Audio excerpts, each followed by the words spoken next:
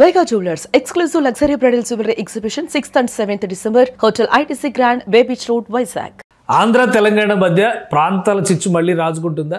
ఓవైపు పవన్ కళ్యాణ్ కోనసీమను ఉద్దేశించి చేసిన వ్యాఖ్యలు, మరోవైపు ఎస్పీ బాలసుబ్రహ్మణ్యం విగ్రహ ఆవిష్కరణ అంశం, ఇవి రెండూ కలిపి ఆంధ్ర తెలంగాణలపైన విమర్శల పర్వానికి జోరుకి పదును పెంచినట్టుగా కనిపిస్తుంది. అసలు ఇది ఎక్కడ మొదలైంది, ఏం జరుగుతుంది, జనసేన పార్టీ అభిమతం ఏంటి తెలుసుకునే ప్రయత్నం చేద్దాం. మనతో పాటు జనసేన పార్టీ ఖమ్మం ఇన్ఛార్జి మిరియాల రామకృష్ణ గారు ఉన్నారు. రామకృష్ణ గారు నమస్తే. పవన్ కళ్యాణ్ గారు మాట్లాడినటువంటి ఒక మాట ఒక తుఫాన్లా తాకింది. తెలంగాణ నాయకత్వం అందరూ స్పందించారు. సరే, ఈ లోపు కొంచెం చల్లబడుతుంది అనుకునే టైంలో బాలసుబ్రహ్మణ్యం గారి విగ్రహావిష్కరణ అనేది కొంత ఆజ్యం పోసింది. అటు ఆంధ్రాలో కూడా కాంగ్రెస్, సిపిఐ, సిపిఎం వీళ్ళందరూ నాయకులందరూ పవన్ కళ్యాణ్ గారు నోరు జారారు. ఆయన అసలు డిప్యూటీ సీఎం పదవికి అనర్హుడు అని చెప్పి అన్నారు. ఆయన సింగిల్ లైన్ క్లారిటీ ఇచ్చింది జనసేన పార్టీ. ఏంటి అసలు ఈ వివాదం అక్కడి నుంచి మొదలై ఇక్కడ దాకా రావడాన్ని మీరు ఎలా చూస్తున్నారు? ఈ టాపిక్ దీనికి సంబంధించి అసలు ఇంత చర్చ జరుగుతుందని ఎవరు ఊహించలేదు. పవన్ కళ్యాణ్ గారు అసలు ఆ రోజు ఏమీ తప్పుగా మాట్లాడలేదు. వాస్తవానికి ఆ రోజు ఆ సబ్జెక్టులో ఏదో వచ్చినప్పుడు కొంత దిష్టి అనే పదాన్ని వాడారు.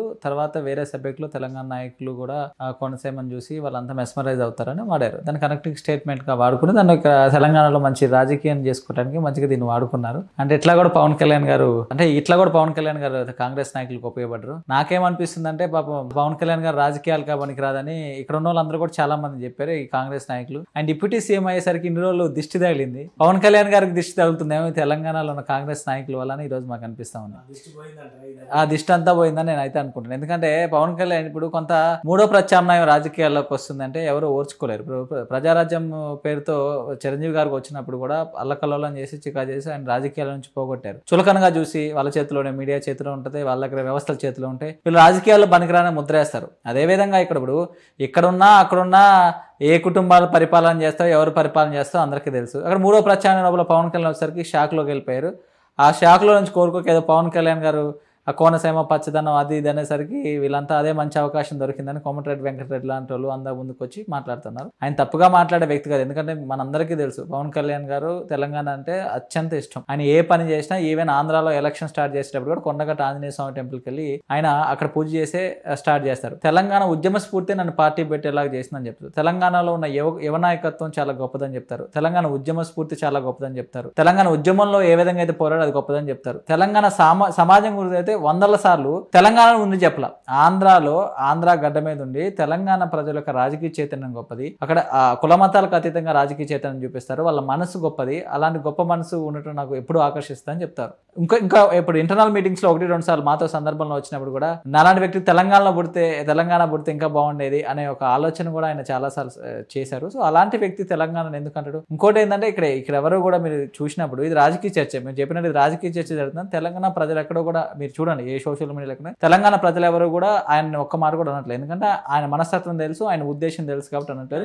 కొనసాగింపులాగా వచ్చింది కదా ఎస్పీ బాలసుబ్రహ్మణ్యం విగ్రహావిష్కరణ అనేసరికి ఇప్పుడు ఆంధ్ర వాళ్ళ విగ్రహాలు ఎందుకు పెడతారు, మళ్ళీ ఎన్టీఆర్ విగ్రహాలు ఎందుకు, వైఎస్ఆర్ విగ్రహాలు ఎందుకు, వాళ్ళు వేరు వీళ్ళు వేరు అనేటువంటి చర్చకి మళ్ళీ ఇది ఒకటి దారి తీసింది. అదంతా ఖచ్చితంగా అది పెద్ద సబ్జెక్టు. ఎందుకు పెద్ద సబ్జెక్ట్ అంటున్నా అంటే గత పాలకులు ఎవరైతే ఉన్నారో ఆ విద్వేషాలని బోత్ ఆంధ్ర తెలంగాణ, మళ్ళీ నేను ఓన్లీ తెలంగాణ అనట్లేదు, ఆంధ్రాలో అంత ముందర పరిపాలన వైఎస్ రెడ్డి పరిపాలన చేసినా, అంత ముందర ఎవరైతే పరిచన్నారెడ్డి దగ్గర నుంచి అందరూ పరిపాలన చేసిన వాళ్ళు ఆ ప్రాంతీయ విద్వేషాన్ని అట్లా పెట్టేశారు. ఇప్పుడు ఏదైతే ఈ యొక్క అప్పుడు ఆ రోజు పాఠ్య పుస్తకాలలో పెట్టినప్పుడు కూడా కొంత ఎటువంటి భేదాలు సారూప్యత లేకుండా పెట్టుంటే బాగుండేది. సో కొంత ఇక్కడ ఉన్న కళాకారుల్లో కొంత అది ఉండిపోయింది. సో దానివల్ల ఏదో చర్చ జరుగుతుంది, కానీ అది కూడా సమస్య పోతే ఈరోజు మహేష్ కుమార్ గౌడ్ ఎవరైతే పిసిసి ప్రెసిడెంట్ ఉన్నారో ఆయన కూడా దాని మీద చర్చ చేయొద్దు, అది చేయటం కరెక్ట్ పద్ధతి కాదని చెప్పారు.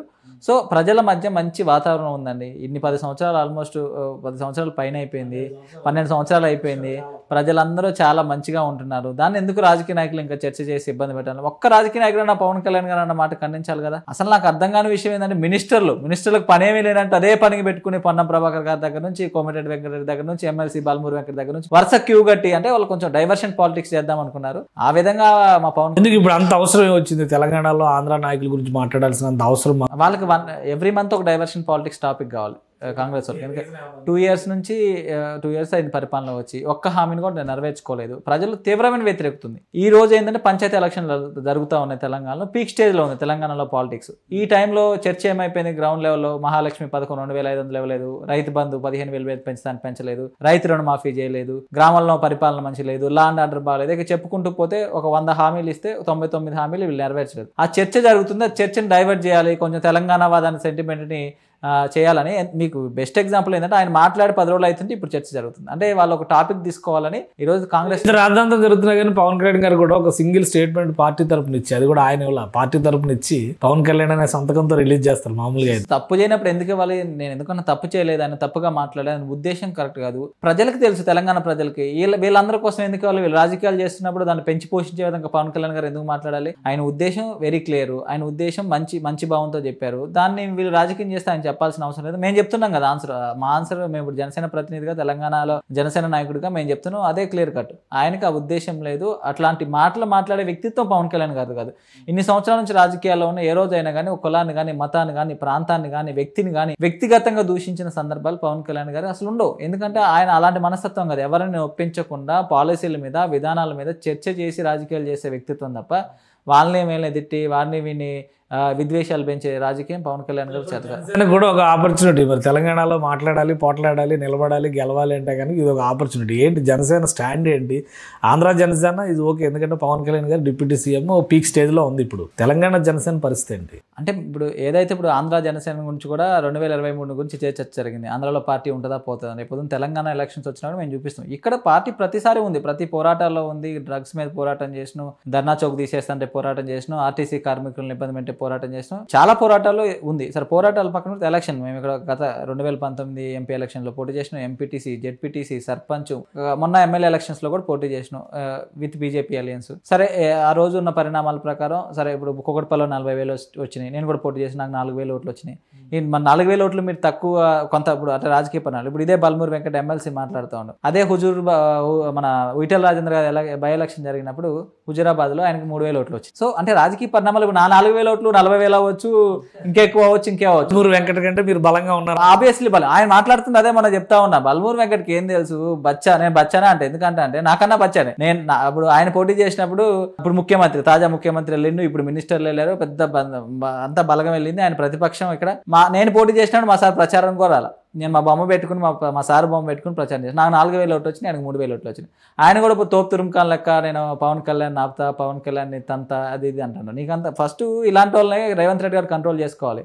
అలాంటి వ్యక్తులకి పదవులు ఇచ్చి ఉపయోగం లేని వ్యవహారం. వాళ్ళంతా రాజకీయం తెలియక ఏం తెలియక ఏదో. ఇప్పుడు అసలు రాజకీయ ప్రణాళిక కార్యాచరణ ఉందా తెలంగాణలో? జనసేన పార్టీ ఒంటరిగా వెళ్తుందా, కలిసి వెళ్తుందా, లేదా ఎన్డీఏ కూటమిగా వస్తుందా? ఏంటి ఏమన్నా స్పష్టత ఉందా? స్పష్టత అంటే అది ఎలక్షన్స్ మూమెంట్లో తెలిసే వ్యవహారం. ఇప్పుడు వరకు అయితే మేము ప్రతి ఎలక్షన్స్లో పార్టిసిపేట్ చేసుకుంటూ ప్రజల సమస్యల్ని చూసుకుంటూ ప్రజల సమస్యలు మేము అడ్రస్ చేసుకుంటూ అట్ల మీద పోరాడుతున్నాం.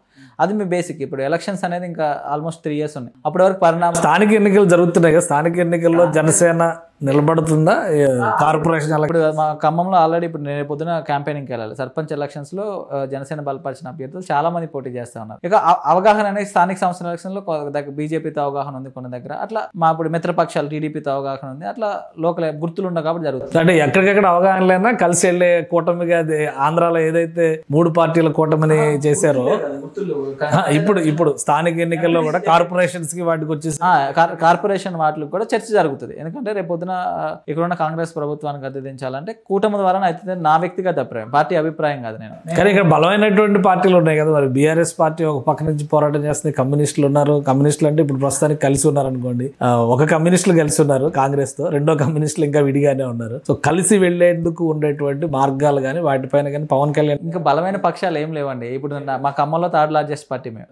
ఆఫ్టర్ కాంగ్రెస్ బీఆర్ఎస్ తర్వాత మొన్న ఎలక్షన్స్ సినారియో చెప్తున్నా మీకు, మా 3rd largest party Janasena party. సరే దానికి ఒక సందర్భం సమయం రావాల్సిన అవసరం ఉంది, అది వస్తుంది. ఎందుకంటే ఈ రోజు మాకు ఇప్పుడు సపోజ్ కొన్ని జిల్లాలో, మా ఖమ్మం జిల్లాలో బీఆర్ఎస్ చచ్చిపోయింది, ప్రతిపక్షం లేదు, ప్రతిపక్షం కోసం ప్రజలందరూ వెయిట్ చూస్తున్నారు. ఆ పొజిషన్ మేము తీసుకుంటున్నాం. అది ఎట్లాగో ఎన్డీఏ కూటమిగా మేము ఈ రోజు ఉన్నాం, బీజేపీ, జనసేన, టీడీపీ అలయన్స్. అదే మా 3 పార్టీలు కూడా ప్రజల కోసం పోరాడుతున్నాయి. రేపు ఎన్నికలు వచ్చినప్పుడు ఆ ఈక్వేషన్స్ ఎట్లా ఉంటాయి, ఏ విధంగా సెట్ చేస్తారని పవన్ కళ్యాణ్ గారు చూసుకుంటారు. ఏంటంటే సందర్భం వచ్చినప్పుడు ఇప్పుడు మీరు ఈక్వేషన్స్ గురించి మాట్లాడారు కాబట్టి రేపు తెలంగాణ వర్సెస్ ఆంధ్ర అనే చర్చ ప్రతి సందర్భంలో తీసుకొచ్చి పెడతారు. మరి జనసేన అప్పుడు ఎలా నిలబడుతుంది?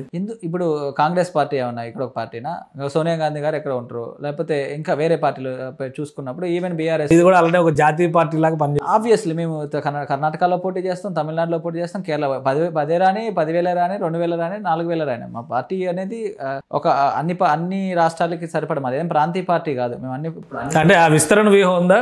పవన్ కళ్యాణ్ గారు ఏమైనా డైరెక్షన్ ఇచ్చారా అట్లాగా తెలంగాణతో పాటు తమిళనాడు, కర్ణాటక, మహారాష్ట్ర?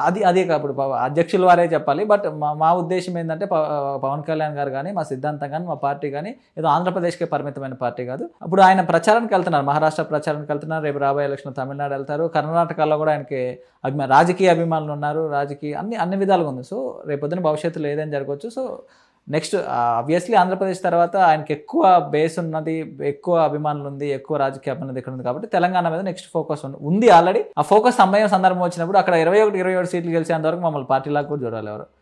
లేకపోతే మేము అసలు ఆ రోజు వచ్చినప్పుడు అరే ఎట్లా గెలిచారు రా, అప్పుడు ఆంధ్రాలో ఎట్లా గెలిచారు రా బాబు అన్నారు. రేపు తెలంగాణలో కూడా ఆశ్చర్యపరమైన ఫలితాలు మాత్రం వెరీ సూన్ ఖచ్చితంగా మీరు చూడబోతారు. రైట్. థ్యాంక్ యూ రామకృష్ణ గారు విశ్లేషణ అందించింది. ఇది పవన్ కళ్యాణ్ గారు ఇచ్చినటువంటి స్టేట్మెంట్లో ఎలాంటి తేడా లేదు, ఆయన అన్ని ఆలోచించి చాలా స్పష్టమైనటువంటి మాటలే చెప్పారు. దానికి సంజయ్ ఇవ్వాల్సిన అవసరం అంతకంటే లేదు. రాజకీయాల కోసమే 2 రాష్ట్రాల మధ్య చిచ్చు పెట్టేటువంటి ఎత్తుగడలు చేస్తున్నారు కాబట్టి ప్రజలు అప్రమత్తంగా ఉండాలని సూచిస్తున్నారు. అలానే జనసేన పార్టీ తెలంగాణలో కూడా ఒక బలమైన శక్తిగా ఆవిర్భవిస్తుందని రామకృష్ణ గారు విశ్లేషిస్తున్నారు. ఇది special discussion. Keep watching. Suman టీవీలో మీ పర్సనల్ అండ్ బిజినెస్ ప్రమోషన్స్ కోసం కింది నెంబర్కి కాంటాక్ట్ చేయండి.